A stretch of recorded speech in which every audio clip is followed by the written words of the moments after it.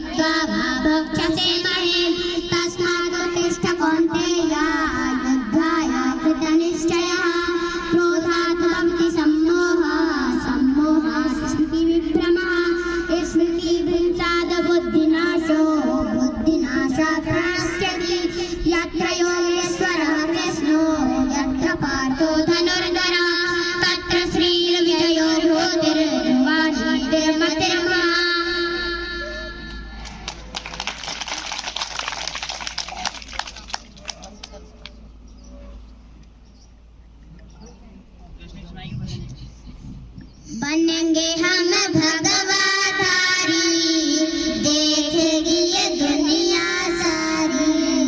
बनेंगे हम भगवाधारी, देखेगी ये दुनिया सारी। फिर युग सनातन आ रहा है, फिर राम राज्य आ रहा है। गुरु प्रेरणा है हमारी यही धारणा है, करे गुरु आज्ञा पालन बस यही साधना है। गुरु प्रेरणा है हमारी यही धारणा है, करे गुरु आज्ञा पालन बस यही साधना है। गुरु कल्प जीवन बन जाए यही कामना है, गुरु कल्प जीवन बन जाए यही कामना है।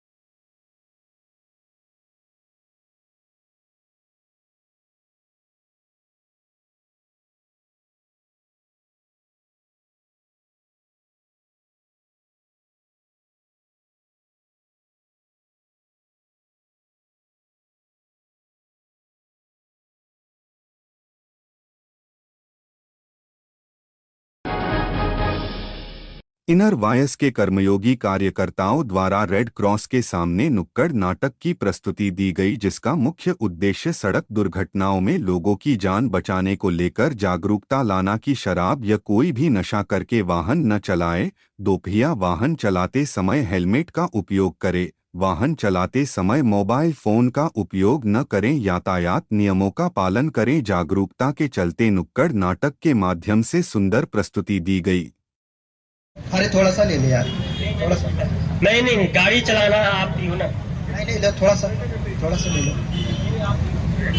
बस करो, अब ज्यादा हो गया। गाड़ी चला के बहुत दूर जाना अपने को।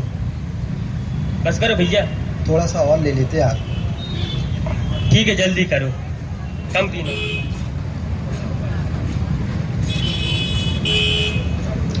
चाबी दो, गाड़ी मैं चलाऊंगा। नहीं भाई, गाड़ी नहीं चलाऊंगा। नहीं, मैं चला लेता हूँ ना, आपको ज्यादा।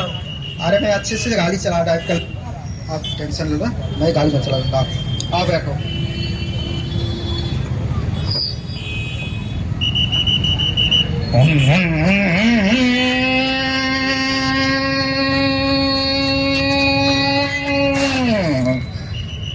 देखिए, अक्सर हम लोग देखते हैं कि शराब पीकर वाहन चलाने के क्या दुष्परिणाम होते हैं। एक व्यक्ति शराब नहीं पिया था, दूसरा व्यक्ति शराब पिया था, लेकिन जो शराब नहीं पिया था उसे चाबी नहीं दी गई, और जो शराब पिया था उसने गाड़ी चलाया, और गाड़ी चलाने के बाद बहुत दर्दनाक घटना हमें देखने के लिए मिलती है, जिसका परिणाम कि दोनों ही मृत हो जाते हैं एक की गलती से। कृपया आप सभी से निवेदन है कि शराब पीकर वाहन न चलाएं, यातायात नियमों का विशेष ध्यान रखें। बहुत बहुत धन्यवाद, बहुत बहुत धन्यवाद। टकराने के बाद गिरते तो दोनों हैं, लेकिन हमने अधिकांश जगह देखा है कि हेलमेट वाला अक्सर बच जाता है और बिना हेलमेट वाला ऊपर निकल जाता है। इसलिए आप सभी से निवेदन है कि यातायात के नियमों का विशेष रूप से ध्यान रखें और वाहन चलाते समय अपने सिर पर हेलमेट, अपने सिर पर सुरक्षा कवच अवश्य रखें। अब जो जमीन पे पड़े हैं इनके लिए एम्बुलेंस बुलानी पड़ेगी और एम्बुलेंस के द्वारा इनको अस्पताल ले जाएंगे। ईश्वर चाहेगा तो बच जाएंगे और नहीं चाहेगा तो चले जाएंगे। धन्यवाद। आप सभी से निवेदन है, आओ आओ नाटक देखो, भैया देखो, दीदी देखो, भैया देखो, दीदी देखो, आओ आओ नाटक देखो, आओ आओ नाटक देखो, नाटक देखो, नाटक देखो, नाटक देखो, नाटक देखो। आप सभी के सामने तीसरा सो नुक्कड़ नाटक का। अक्सर हम अपने समाज में देखते हैं कि हमारी बहन बेटियां वाहन चलाते समय फोन का यूज करती हैं और फोन का यूज करते करते वाहन चलाते हैं, जिसके अनेक दुष्परिणाम होते हैं। और इस तरीके से कभी कभी देखने मिलता है कि हमारी बच्चियां भी गिर जाती हैं। आप सभी महिलाओं से, आप सभी बच्चियों से, आप सभी माताओं बहनों से, आप सभी बुजुर्गों से, आप सभी जनमानस से हमारा विशेष निवेदन है कि वाहन चलाते समय कृपया कर सेल फोन का, मोबाइल फोन का उपयोग ना करें। इससे आपकी जान जा सकती है और आपके साथ में किसी सामने वाले की जान जा सकती है। आप सभी से विशेष निवेदन है कि यातायात नियमों का पालन करें। चाचा देखो, चाची देखो, आओ देखो, दीदी देखो, जीजा देखो, बुआ देखो, फूफा देखो, आओ आओ नाटक देखो, आओ आओ नाटक देखो, आओ आओ नाटक देखो। दूर वाले भैया आओ, दूर वाले दीदी आओ, दूर वाले बुआ आओ, दूर नाटक देखो, आओ आओ नाटक देखो, नाटक देखो, नाटक देखो, आओ आओ नाटक देखो, आओ नाटक देखो, भैया देखो, दीदी देखो। सन 1971 भारत पाकिस्तान के युद्ध में 13 दिन में ही पाकिस्तान ने 16 दिसंबर को भारत के सामने घुटने टेक दिए। भारतीय शूरवीरों के पराक्रम को याद करते हुए मुख्यमंत्री जनकल्याण पर्व एवं विजय दिवस के अवसर पर जिले के रेड क्रॉस में पुलिस बैंड प्रदर्शन कार्यक्रम का आयोजन किया गया, जिसमें पुलिस बैंड दल के द्वारा देशभक्ति गीतों पर शानदार प्रस्तुति दी गई। इस आयोजन का मुख्य उद्देश्य जनता में देशप्रेम एवं राष्ट्रीयता की भावना का संचार करना है।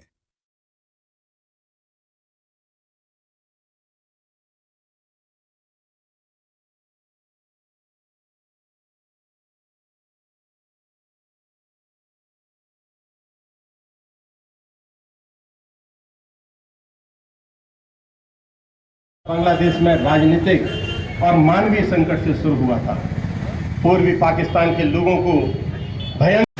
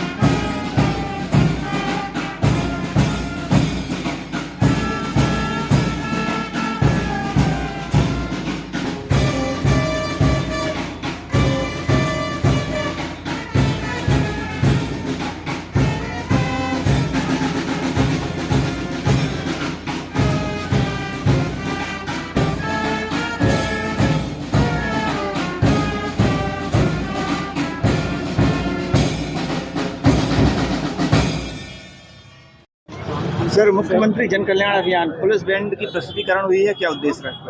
मुख्यमंत्री महोदय जी के निर्देशानुसार 55 ही जिलों में पुलिस बैंड का निर्माण किया गया है और मुख्यमंत्री जन कल्याण अभियान के अंतर्गत आज विजय दिवस, जो 1971 के युद्ध में भारत पाक युद्ध हुआ था और उसमें भारत की विजय हुई, उसी उपलक्ष्य में आज पुलिस बैंड के द्वारा रेड क्रॉस चौराहा, जो शहर का सबसे व्यस्ततम चौराहा है, जनता के सम्मुख आज पुलिस बैंड की राष्ट्रधुनों की प्रस्तुति की गई, जिसे सभी लोगों ने आज बहुत बहुत सराहा। Thank you.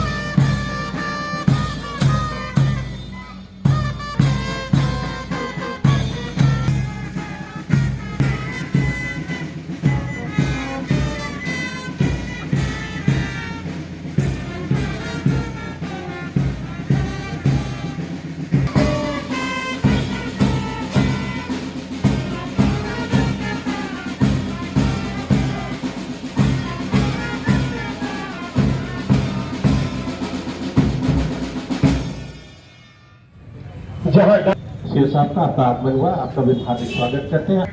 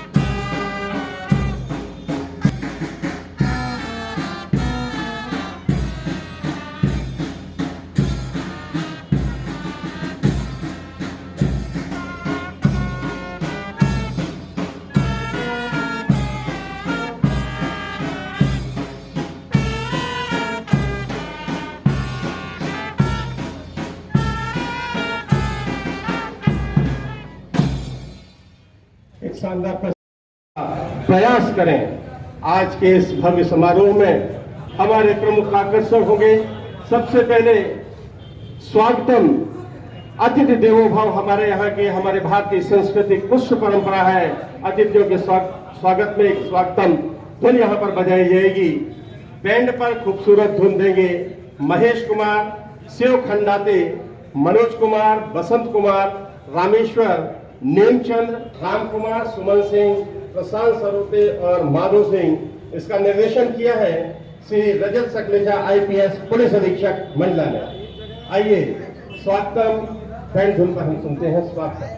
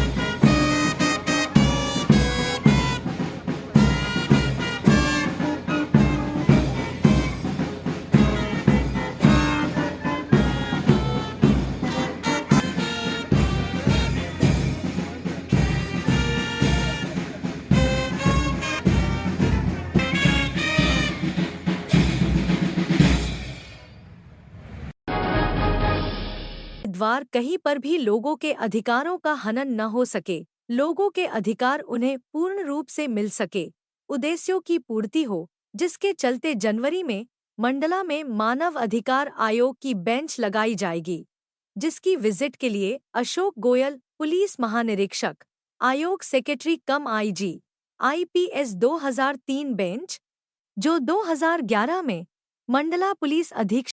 सर, आज आपकी मंडला विजिट हुई, क्या दौरा कार्यक्रम था आपका? आयोग को लेके क्या जानकारी? यह है कि मानवाधिकार आयोग जो है वो भोपाल में है और जनरली जो मानव के अधिकारों का जो हनन होता है वो किसी प्रकार का भी हनन हो सकता है या किसी चीज़ की कमी पेशी भी हो सकती है जो उसको क्षतिपूर्ति मिलनी चाहिए। और आयोग का जो उद्देश्य है वो है कि मानव के अधिकारों का जो कोई वायलेशन करता है या दुरुपयोग होता है, ऐसी स्थिति के अंदर वो समीक्षा करते हैं और समीक्षा करने के बाद में उसको उसका अधिकार दिलाया जाता है अथवा कोई क्षतिपूर्ति दिलाई जाती है। आने वाले सत्र में आयोग की बेंच यहाँ पे बैठाने का प्रस्ताव चल रहा है, किस तरह की विजिट है आपकी? हाँ, ये करीबन मैं उसी विजिट के लिए आया था। आगामी जनवरी माह के अंदर ये पूरी आयोग की एक बेंच बैठने का चल रहा है, जिसके अंदर जो अध्यक्ष हैं और जो उपाध्यक्ष हैं वो उसके अंदर आके बैठेंगे और जैसे लोक अदालत लगती है उसी स्टाइल के अंदर वो लगेगी। और लगने के बाद में सभी लोगों को एक डिपार्टमेंट्स जो बुलाए जाते हैं, इसकी एक विशेषता ये होती है कि सारे डिपार्टमेंट्स उनसे बुलाए जाएंगे, सारे डिपार्टमेंट्स के हेड्स होंगे या उनके नुमाइंदे होंगे और उसका निकाल जो वो आयोग के समक्ष देंगे उसको उसी समय पर उसका निकाल करवाएंगे। सर, आखिरी क्वेश्चन, मानवाधिकार आयोग से मिलते जुलते संगठन और संस्थाएं यहाँ काम कर रही हैं जिससे लोग भ्रमित हो रहे हैं, सर इन पर क्या कार्रवाई हो सकती है? और इनको हम लोगों ने फर्म्स एंड सोसाइटी के जो कमिश्नर हैं उनको भी एक लेटर भेज कर कहा था कि ये मानव अधिकार वर्ड जो यूज किया गया या मानव अधिकार प्रकोष्ठ यूज किया गया उसके ऊपर वो रजिस्ट्रेशन अब भविष्य में ना करें, अगर है तो उसको वो रिव्यू करें, उसको ख़त्म करें। सर, आपका पूरा परिचय?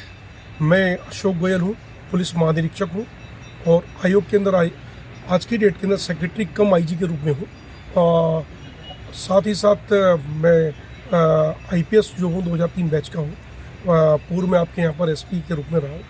वैसे ये कहा जाए कि ये आयोग का जो बेंच जो आती है वो हमारे यहाँ पर एक मध्य प्रदेश ही नहीं वरन ही पूरे इंडिया के अंदर एक नया कंसेप्ट लेके चल रहे हैं हम लोग, जो कि आयोग आपके द्वार, मानव अधिकार आयोग आपके द्वार आके आपके समस्याओं का निदान कर रहा है। तो ये वर्ड यूज किया गया हमारे तरफ से कि मानव अधिकार आपके द्वार। Thank you sir. मुख्यमंत्री डॉक्टर मोहन यादव के नेतृत्व में 1 वर्ष पूर्ण होने पर मुख्यमंत्री जन कल्याण योजना के तहत जिला योजना भवन के समीप लगाई गई विकास प्रदर्शनी का शुभारंभ एडीजीपी नक्सल पंकज श्रीवास्तव ने रिबन काट के किया व इस दौरान उन्होंने 1 वर्ष की उपलब्धि को परिलक्षित करती प्रदर्शनी का अवलोकन किया। लगाई गई प्रदर्शनी में योजनाओं की जानकारी कलेक्टर द्वारा एडीजीपी नक्सल पंकज श्रीवास्तव को दी गई।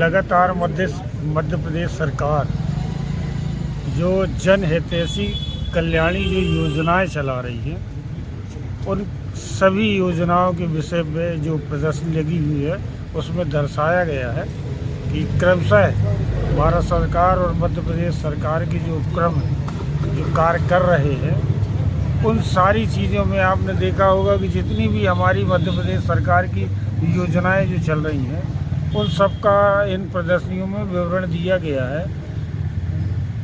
चाहे वो मिलेट्स को लेकर कोई हो, चाहे हमारी लाडली बहनाओं को लेकर के हो, चाहे प्रदेश सरकार में जो हमारे यहाँ जो मेडिकल्स वगैरह हैं उनके लिए हो, जहाँ हमारे सरकार जो खर्च कर रही है डेवलपमेंट में, उनकी योजनाएं हो, तमाम सारी योजनाएं जो हैं वो उनका चित्रण यहाँ पर किया गया है। निश्चित तौर पर इसमें कहीं न कहीं हमारा प्रशासन जो है इसमें सक्रियता जो योजनाओं को लेकर के लगातार आपने देखा होगा कि योजना मंडल में लगातार जो योजनाएं हैं उनको क्रियान्वयन को लेकर के हमारे कलेक्टर साहब हो या सीओ साहब हो या हमारी मंत्री हो या जितने भी लोग हैं, जनप्रतिनिधि हैं, तो सारे लोग मिलजुल करके जो सरकार की जो योजनाएं हैं, हमें जो अंतिम छोर के व्यक्ति की बात करते हैं हम लोग, तो वहाँ तक हम पहुँचाने का कार्य जो है शासन प्रशासन की ओर से लगातार चल रहा है। चाहे वो कोई भी माध्यम हो, या टीवी के माध्यम से टीवी का प्रचार प्रसार हो या ऐसी कोई भी चीज़ है, जितनी भी प्रकार की सारी चीज़ों में शासन प्रशासन के द्वारा लगातार सक्रिय रहते होकर और उन योजनाओं को पहुंचाना ये हम लोगों का लक्ष्य है। Thank you. काफ़ी अच्छा हुआ, निजी स्कूलों की मनमानी पर सख्ती कराई गई है। बुजुर्गों के लिए ट्रेन के दर्शन के लिए हवाई जहाज से भी प्रारंभ किया गया है और जनजातीय कल्याण तो सब ये तो आप लोग और ट्राइबल हमारा जिला है सर, तो ये हमारा संज्ञान में रहता है। महिला बाल विकास में लाडली बहनाओं के लिए उन्होंने सौगात मिल रही है लगातार। इसके अलावा अभी बजट का सेशन है तो का निर्माण सेक्टर की ओर हो रहा है। नेक्स्ट माननीय प्रधानमंत्री जी द्वारा जो नदी जोड़ो अभियान के तहत तो सभी भी शुरू होने वाला है केन बेतवा प्रोजेक्ट, इसके साथ अन्य भी ठीक है। और जल गंगा संवर्धन अभियान चल रहा है जिसमें पुरानी बावड़ियों का जीर्णोद्धार किया गया। इसमें पंचायत विभाग का महत्वपूर्ण रोल रहा है सर, और जन भागीदारी से सर जल संरक्षण के प्रयास किए जा रहे हैं। ये जल संरक्षण की विभिन्न तस्वीरें हैं सर। फिर इसके बाद सर पर्यटन में PM श्री पर्यटन वायु सेवा का प्रारंभ किया गया है, जिसमें अब रीवा का भी एयरपोर्ट चालू किया गया है। इसके अलावा जो छोटी छोटी जगहों में है वहाँ भी प्रारंभ किया गया है सर। और केवड़िया धाम से गुजरात के स्टेचू ऑफ यूनिटी तक का कुछ संचालन प्रारंभ किया गया है। उद्योगों के लिए सर इस बार तो जो प्रयास चल रहे हैं, इस बार डिवीजन लेवल पर चल रहे हैं, सभी डिवीजन के लगभग कंप्लीट हो गए हैं। जबलपुर डिवीजन का भी हुआ, अभी लेटेस्ट वाला नर्मदापुरम में हुआ था सर। तो उद्योग का हम भी सर मंडला का भी अगले मंथ में प्रस्तावित कर रहे हैं MIC मंडला। यहाँ करेंगे आप लोग? हम अपने जिले का करेंगे सर। यहाँ सर मोहनिया पटवारा है जो उस माध्यम से 7 वर्ष में था। अच्छा, तो इसकी DPR सबमिट कर देंगे और इसके बाद अब जैसे इसको टेंडर कर देगा तो मान लीजिए 1 महीने में शुभारंभ करेंगे। और हाईवेज वगैरह सर अभी उज्जैन में सिंगल्स भी होना है, तो इंफ्रास्ट्रक्चर में काफ़ी प्रोग्राम अपने होने वाले हैं सर। और अर्बन में भोपाल और इंदौर में मेट्रो प्रारंभ होने वाली है, ट्रायल रन दोनों की हो चुकी हैं। ग्वालियर का भी सर एयरपोर्ट का उद्घाटन नया वाले का हुआ है। नदी जोड़ों में ये सर पार्वती गाड़ी से चंद्र इसमें अगले मंथ में शायद माननीय प्रधानमंत्री जी भी जुड़ेंगे। अच्छा, चिकित्सा शिक्षा में सर नए हैं हमारे मंडला में भी मेडिकल कॉलेज सर बन रहा है। 3 अभी संभाग में सिवनी प्रारंभ किया गया, मंदसौर में प्रारंभ किया गया।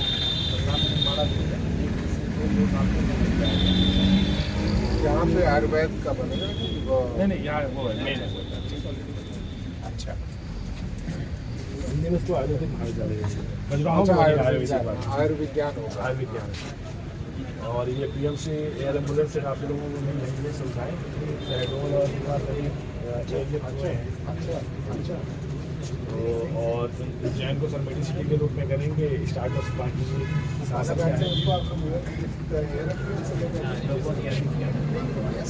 और सर यहाँ ट्राइबल जो हमारे महापुरुष उनके नाम पे टंडा मामा के नाम पे टंडा भील इसका विश्वविद्यालय का अब गुरु बोले जाते हैं। तो प्रोफेशनल स्किल डेवलपमेंट में भी अपना स्किल डेवलपमेंट में भी अपना वो है। CM राइज है यहाँ पे भी अपने यहाँ 9 है CM राइज।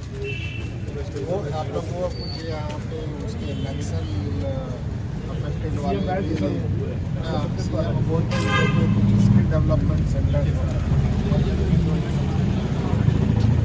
और पेंटिंग का तो सर अपने यहाँ है ही।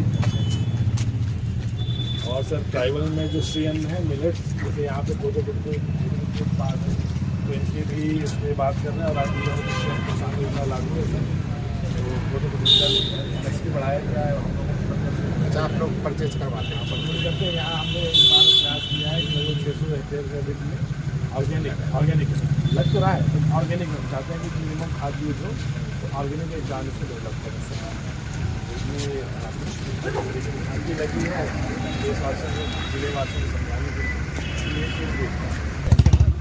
आप CEO हो यहाँ पे?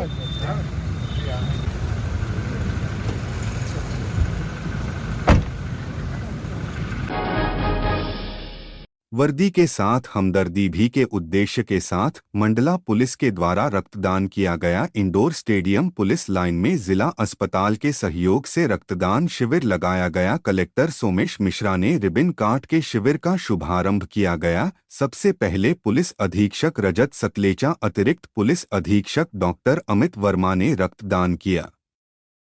मध्य प्रदेश पुलिस के 170 साल पूर्ण हुए इस गौरवशाली परंपरा और देशभक्ति जन सेवा को चरितार्थ करते हुए तमाम पुलिस अधिकारी व आरक्षक कर्मचारियों द्वारा रक्तदान किया गया। रक्तदान जिला अस्पताल के डॉक्टर की देखरेख में हुआ, जहां रक्तवीरों को एनर्जी ड्रिंक दिया गया, जिसके बाद पुलिस अधीक्षक रजत सकलेचा व अतिरिक्त पुलिस अधीक्षक द्वारा रक्तवीरों को प्रमाण पत्र दिए गए। जी सर, अच्छा लगा ब्लड देख के कि ब्लड हमारा कभी किसी के तत्काल इमरजेंसी में काम आएगा, इसलिए अच्छा लगा।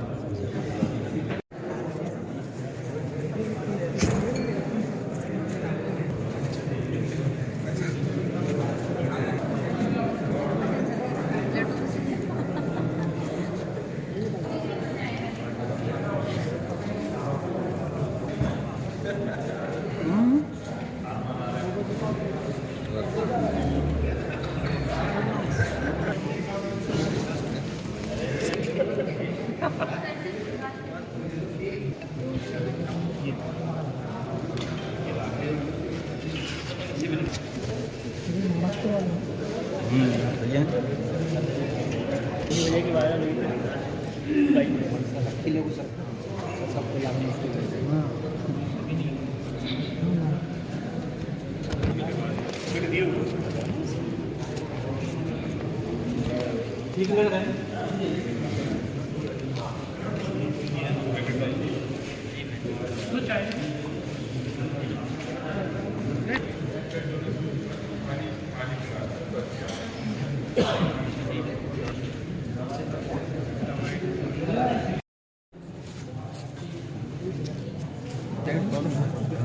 कभी ये ज़्यादा वादा मत दिया है।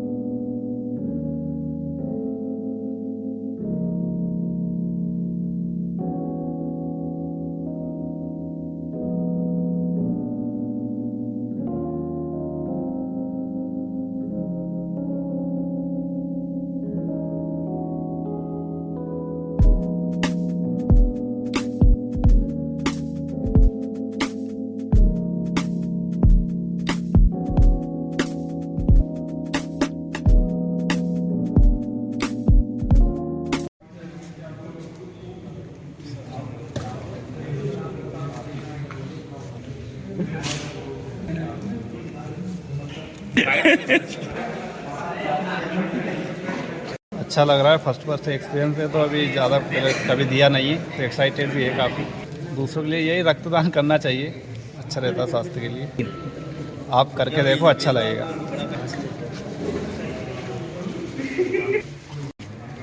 सभी को ब्लड डोनेशन करना चाहिए ताकि ये भी एक समाज में योगदान है जिससे जिनको ज़रूरत है उनकी हेल्प हो।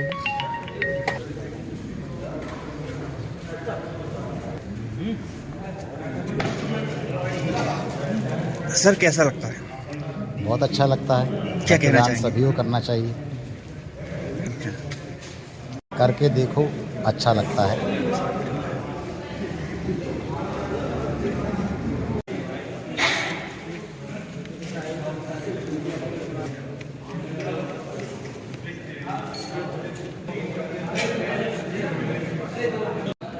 रक्तदान सभी को करना चाहिए। रक्तदान सबको करना चाहिए, अच्छा लगता है।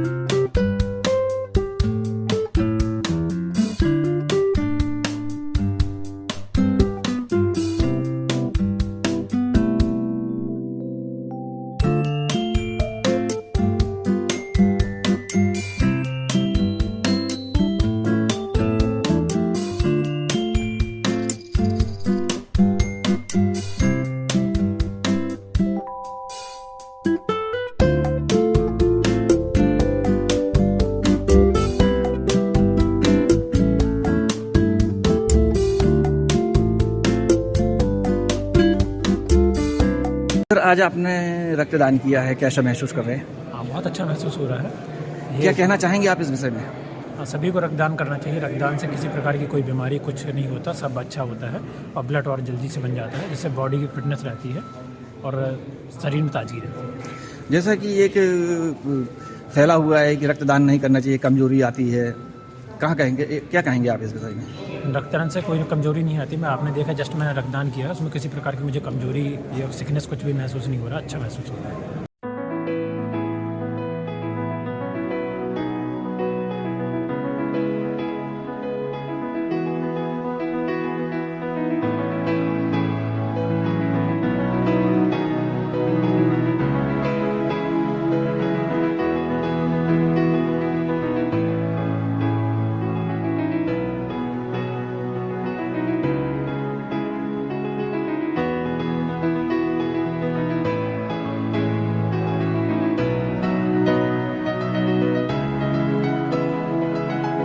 जी, रक्तदान में अपना देने से अपना देने वाले को भी फ़ायदा होता है और इससे आप एक समाज की मदद तो कर ही रहे हैं। हमारे वरिष्ठ अधिकारियों द्वारा आदेशानुसार और उनके मार्गदर्शन में आज रक्षित केंद्र मंडला में अपना रक्तदान शिविर का आयोजन किया गया, जिसमें सभी अधिकारी कर्मचारियों ने बढ़ चढ़कर हिस्सा लिया है। और मुझे पर्सनली मैं पहले भी अपना 5-6 बार ब्लड डोनेशन कर चुका हूँ, तो मुझे तो बहुत अच्छा लगता है ब्लड डोनेशन करना। क्या संदेश देना चाहेंगे? यही मैं समाज को यही संदेश देना चाहूँगा कि अधिक से अधिक लोगों को मतलब अपनी जो दे सकते हैं वो अपना समाज की सहायता के लिए अपना, जैसे 4-5 महीने के अंतराल में आप दोबारा ब्लड डोनेशन कर सकते हैं, तो सबको देना चाहिए, इससे कोई कमजोरी नहीं।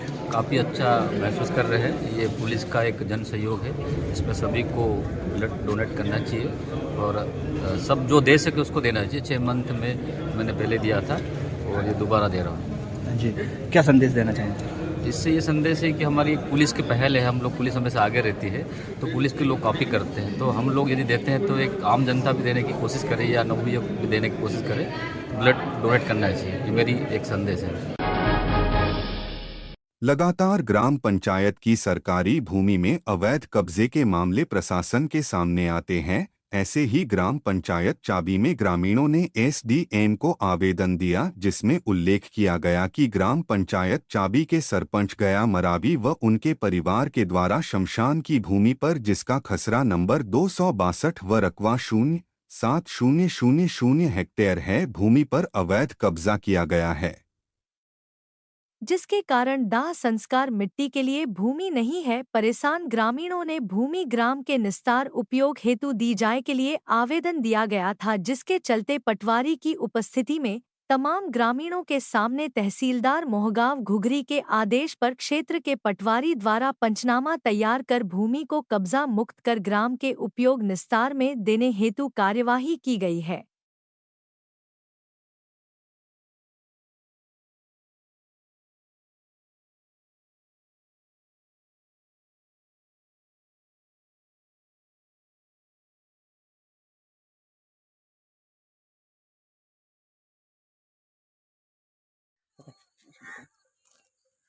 पाँच मिनट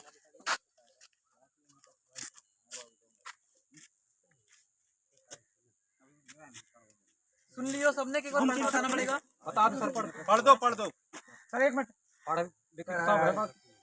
पटवारी साहब, आपसे निवेदन है कि हम समस्त ग्रामवासियों की तरफ से आवेदन दिया गया था एसडीएम साहब को कि शमशान की जो भूमि है जो अतिक्रमण में है उसको अतिक्रमण से हटाकर ग्रामवासियों के हवाले किया जाए। यही निवेदन करते हैं आपसे। उसके उपलक्ष्य में आपको कुछ कहना है? क्या कार्रवाई होगी हमारा? कार्रवाई कुछ नहीं भी, अभी तहसीलदार के आदेश अनुसार मौके पर उपस्थित होकर इसका पंचनामा तैयार किया गया है, मौके का जांच किया गया है, मौके पर जिसका जिसका अतिक्रमण पाया गया है, 5 व्यक्तियों का अतिक्रमण पाया गया है, उनका नाम पंचनामे में लिख के तहसीलदार के समक्ष प्रस्तुत कर दिया जाएगा। अब जिसका जिसका अतिक्रमण है तहसीलदार के समक्ष अपना जवाब प्रस्तुत करेंगे। उसके बाद तहसीलदार सर के आदेशानुसार जो कार्रवाई होगी उचित आगे कार्रवाई की जाएगी। बहुत बहुत धन्यवाद। दर्जनों बच्चे फूड पॉइजन से पीड़ित हुए। सभी बच्चे प्राथमिक शाला व आंगनवाड़ी के बताए गए हैं, जिन्होंने शायद रतन जोत के बीज खाने की खबर सामने आई। 16 बच्चों को नारायणगंज प्राथमिक स्वास्थ्य केंद्र में भर्ती कराया गया, जिनका इलाज जारी है। बच्चों की अचानक तबीयत बिगड़ने से उन्हें उल्टी की शिकायत सामने आई। स्कूल प्रबंधन व क्षेत्रीय आंगनवाड़ी केंद्र की बड़ी लापरवाही सामने आई। अधिकारियों के संज्ञान में बात आई, जांच शुरू की गई।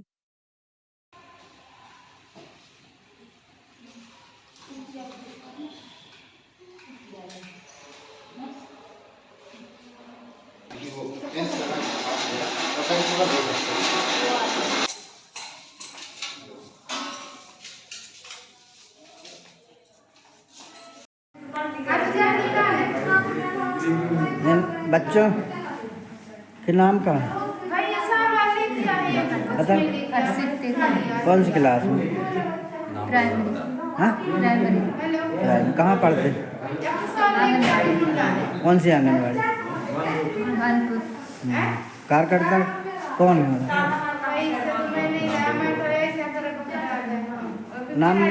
नाम बताओ ना, कौन पढ़ाता है इन बच्चों? जी कितने बजे घर पहुँचे बच्चे लोग? 1 बजे। और छुट्टी कितने बजे होती है? 1 बजे होती है। तो छुट्टी के पहले आ गए? नहीं, छुट्टी में आए, खाना वाना खा के आए। अच्छा, मिडिल वाले?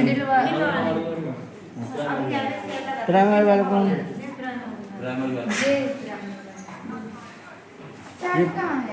जे प्राइमरी के क्या नाम है? विभाव भवेदी। हैं? विभाव भवेदी। क्या हो गया उनके? पलटी कर रही है। उल्टी? हाँ, घर में 4 बार करी पलटी। फिर 4 बार पहले करे और बाद में आखिरी बार करे तो खाना पलटी करी हुआ, तो फिर नहीं आया। कितने बजे के बाद? 4 बजे आए क्या? नहीं, 3 बजे। कौन है प्राइमरी स्कूल में? कौन है टीचर? स्कूल में पलटी करे तो स्कूल से को पहले भगाया था, स्कूल में पलटी करा तो प्राइमरी किया। जब स्कूल में जब पलटी करा तो पहले जानकारी होने रहा ना, तो घर में पलटी करे। हमारे बीच में पशुओं स्ट्रीट डॉग पक्षियों के सेवा में निशा सिंह, उनकी टीम व डॉक्टर सुमित पटेल, उनकी टीम, जिन्होंने सड़क में घूमने वाले घायल डॉग, गाय, बकरी, पक्षियों की सेवा करने को ही अपना धर्म बना लिया है। ऐसे ही निशा सिंह द्वारा अपने ही घर में छोटा सा अस्पताल बनाया है, जहां उनकी टीम के द्वारा घायल जानवरों को लाकर उनका इलाज किया जाता है। बता दें, उनकी मदद करते हैं डॉक्टर सुमित पटेल व उनकी टीम। दवाइयों, जानवरों, मवेशियों के खाने व जी भी खर्च होता है, उसे वे स्वयं ही उठाते हैं।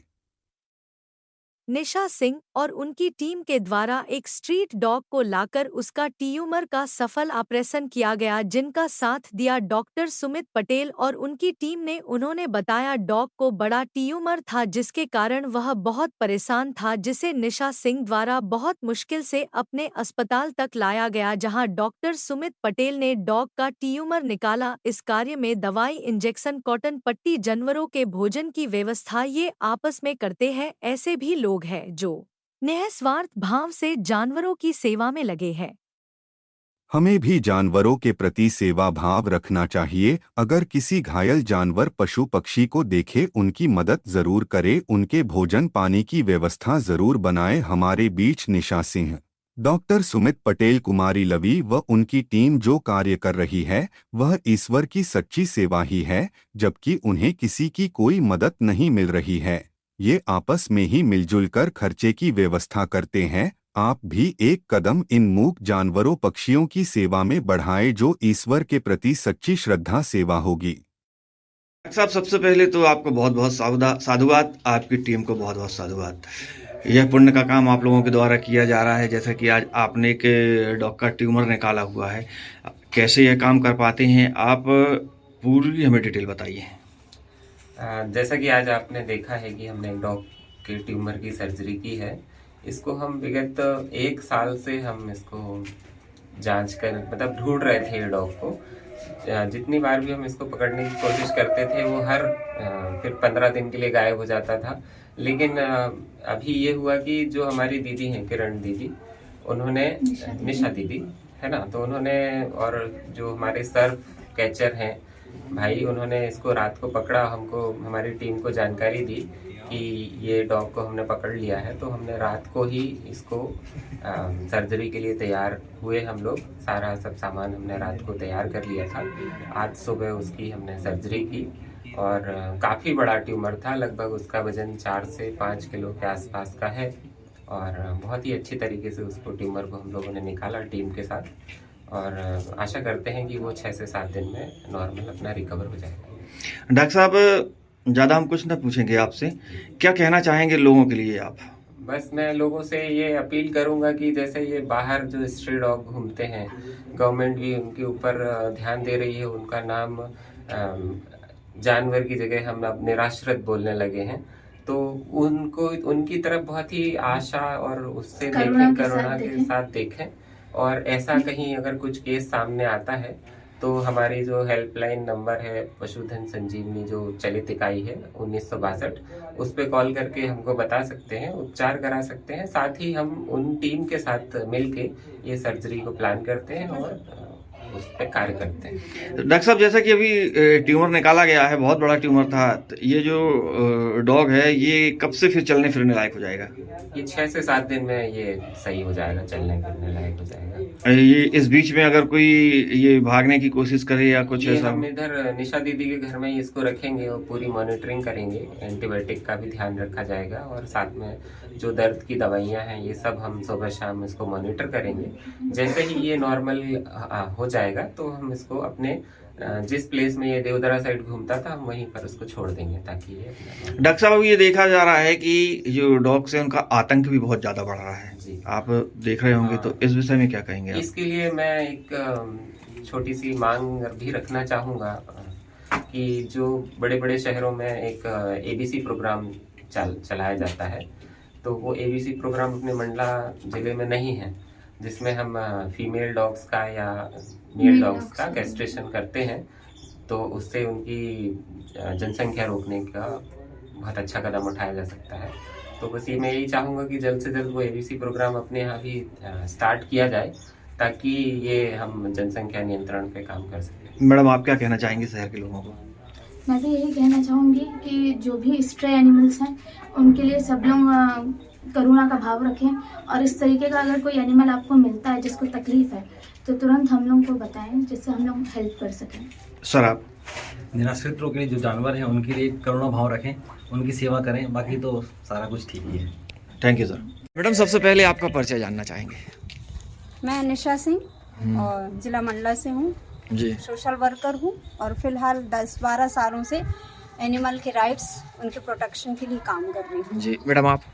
मेरा नाम लवी बरमैया है, मैं एक एनिमल लवर हूँ और जितना मुझसे हो सकता है एनिमल्स की मैं सेवा करने में आप? विश्वास है। 500 साल बड़ी खैर से 2 साल से सर्प मित्र हूँ मंडला की। ठीक। मैडम जैसा कि अभी सर्जरी हुई है, एक डॉग की सर्जरी हुई है और उस निकाला गया है ट्यूमर निकाला गया है उससे, ये आप अभी वो यहीं रहेगा? जी। ये आपने यहाँ पे एक छोटा सा हॉस्पिटल बना के रखा हुआ है और आपके पास और भी ऐसे एनिमल्स हैं, है ना? इनको कैसे आप कंट्रोल कर पाएंगे? देखिए क्या ये आवारा जानवर हैं और इनको केयर की बहुत ज़्यादा ज़रूरत होती है। तो आज आवारा डॉग को हमारे सर्प मित्र भाइयों की टीम है उसने रेस्क्यू किया था और ये हम लोगों ने आप जहां हम लोग खड़े हुए हैं और डॉग को रखा गया है, ये करुणा एनिमल केयर होम नाम से हमारी जो टीम है संचालित कर रही है। जो भी आवारा पशु आता है जिसको शेल्टर की आवश्यकता है, हमें यहाँ पर उसको जगह देते हैं और उसकी सेवा करते हैं। आज जो डॉग आप देख रहे हैं ये जब तक ठीक नहीं होगा, जब तक इसकी रिकवरी फुलफिल ना हो जाए, कंप्लीट ना हो जाए, तब तक वो हमारी ही निगरानी में रहेगा और हम लोग सेवा करेंगे। और कोई भी आवारा डॉग हो, जब उसके साथ में हम अच्छा बिहेव करते हैं और उसको ये ट्रस्ट हो जाता है कि हम उसकी भलाई के लिए कर रहे हैं, उसके केयर हैं, वेल विशर हैं, तो वो फ्रेंडली रहते हैं। और फिर हमारे पास में कुछ ऐसे टूल्स रहते हैं, डॉग केचर नेट है, स्टिक है, विभिन्न साधनों के माध्यम से हम उनको कंट्रोल करने की कोशिश करते हैं। फिलहाल हमारा अनुभव तो यही कहता है कि डॉग जब आ जाते हैं हमारे पास में तो 2 से 3 दिन थोड़ा सा वो जब यहाँ स्ट्रेस फील करते हैं तब थोड़ी परेशानी होती है, वो भागे ना, ये सब हमको थोड़ा सा ध्यान देना पड़ता है। बाकी वो एक फैमिली की तरह और हमारे बच्चों की तरह यहाँ पर रहते हैं। अच्छा मैडम, आपने ये छोटा सा हॉस्पिटल बनाया हुआ है, ये बिल्डिंग आपकी है? ये मेरे भाई की है। अच्छा, तो इसका रेंट देना पड़ता है? जी, रेंट भी है? नहीं, चूंकि मेरी अच्छा, ये जो खर्च आता है अपने आप जो सेवा करती हैं, ये दवाइयाँ हैं आपके हाथ में और भी इनकी खुराक की आवश्यकता पड़ती है, ये सब कैसे कर पाते हैं? जी, यहाँ पर 2-3 किराएदार हैं और उनसे जो राशि आती है उससे, और जैसे ये लवी हैं, ये हमारे भाई हैं दीपांशु, ऐसे हम लोगों की 8-10 लोगों की टीम है जो जब भी ज़रूरत होती है तो हम आपस में चर्चा करके और फिर जो भी रिक्वायरमेंट होती है हम उससे इन्वेस्टमेंट कर लेते हैं। ये देख रहे हैं आप तो बहुत लंबे समय से पहले आप गौ सेवा में भी हैं। जी। गाय, और आज आपने संपूर्ण एनिमल की जिम्मेदारी लेके रखी है। जी। ठीक है। और ऐसा कुछ अगर हम लवी की बात करें तो लवी भी ऐसे कुछ बहुत बड़ा काम नहीं है इनके पास कि ये इतना खर्च वहन कर पाए। तो आप क्या कहना चाहेंगी शहर के लोगों को? देखिए, हम तो यही कहेंगे कि ये बहुत ही अच्छा काम है। बेजुबान जीव जो अपनी तकलीफ बोल नहीं पाते हैं, हम इंसान हैं और इनके प्रति संवेदना, करुणा का भाव रखें और हम थोड़ा थोड़ा भी डोनेशन करें, सामग्री दें, दवाइयों से, फूड से, तो ऐसे हम जैसे लोग जो काम करने वाले हैं उनका मनोबल बढ़ेगा और अधिक से अधिक जीवों को जो है हम मदद कर पाएंगे। हम चाह रहे हैं कि इस अभियान से और जुड़ें। हमारी करुणा मुहिम चल रही है। जो भी आवारा पशु हैं वो इलाज के अभाव में दुर्घटनाग्रस्त होकर, बीमारियों से ग्रस्त होकर वो बेचारे तड़प कर मर जाते हैं। तो ये हम लोगों ने बीड़ा लिया है और हम सभी लोगों से अपील करते हैं, निवेदन करते हैं कि हमारे इस काम में उनकी मदद मिले।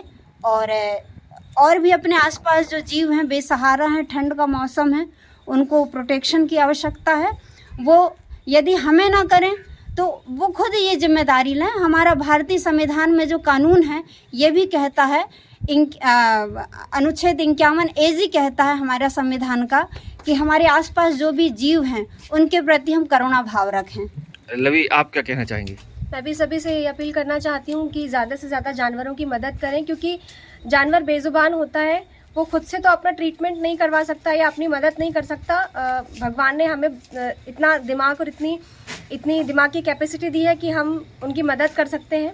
तो मैं सभी से यही अनुरोध करती हूँ कि अपने आसपास के जानवरों के लिए दया भाव रखें और उनकी मदद करें। आप सर्प मित्र हैं जी। क्या कहना चाहेंगे आप? जी, सभी जानवरों की हेल्प करें और बताएं, हमें कॉल करें जहाँ भी दिक्कत है जानवरों स्नैक्स को जो मार डालते हैं, जैसे कि अभी देखा गया है कि स्नैक्स निकलते हैं, लोग मार देते हैं जी, क्या कहेंगे इस? उनका डर रहता है स्नैक के प्रति, पर पहले कॉल करें हम लोगों को, हम उनकी जान बचा सकते हैं। ठीक। ये है CCN डिजिटल और आप देख रहे हैं CCN। बेंगलुरु में एक महिला के व्हाट्सएप पर एक डिजिटल स्क्रैच कार्ड आया है, कुछ इस तरह का दिखने वाला। आपके मोबाइल पे भी आता होगा स्क्रैच कार्ड, जिसमें आप स्क्रैच करते हैं तो ऑफर्स और डिस्काउंट मिलते हैं। जब उन्होंने स्क्रैच किया तो उस पर लिखा हुआ था, कांग्रेचुलेशंस मैडम, आपने 15,51,000 रुपए की लॉटरी जीत ली है। अच्छा, साथ में यह भी लिखा था कि अपने पैसे क्लेम करने के लिए नीचे दिए नंबर पे कांटेक्ट करें। अब मैडम एक्साइटेड हो गई, उन्होंने फोन लगा दिया, इस बात से अनजान कि वो एक स्कैमर के जाल में फंस चुकी हैं। अब वो उनसे डिटेल मांगता चला गया, जैसा कि पैन कार्ड, आधार कार्ड, बैंक डिटेल्स, और वो उसे सारी डिटेल देती चली गई। और जब सारी डिटेल मिल गई तो उसने मैडम से कहा कि मैडम, लॉटरी पर 30% का जो टैक्स है वो पहले आपको मेरे अकाउंट में ट्रांसफर करना होगा, तब आपको लॉटरी की जीती हुई रकम मिलेगी। और ऐसी झूठी कहानियां बनाकर उसने मैडम से अपने अकाउंट में पता है कितने पैसे ट्रांसफर करा लिए?